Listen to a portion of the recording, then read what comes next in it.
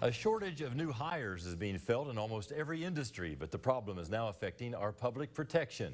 As larger communities struggle to find more police officers, hiring struggles are even worse in smaller communities. Bodie Brooks spent the day in Jessamine County to learn more about the challenges of bringing more police officers to smaller towns. Wilmer's 9-man department is struggling to fill just 2 positions, but it turns out to be a harder feat than it sounds. And it all comes down to money. At the end of the day, we all need to provide for our families. Sergeant David Weathers has been with the Wilmore Police Department for almost 6 years.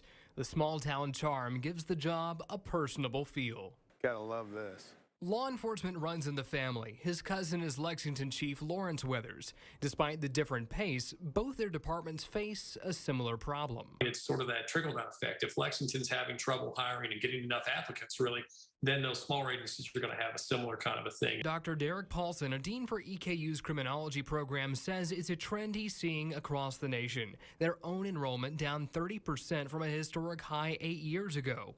Wilmore, not the only department advertising for officers. I think the smaller agencies are having to compete more with the larger agencies than they may have had to in the past. The biggest issue right now is money. We lose a lot of good candidates to other agencies because of money. Weathers has no plans to leave anytime soon, but understands why taking the job there over bigger communities is tough. You're talking anywhere from $3.50 to maybe $5 more on the hour. And that's a big deal.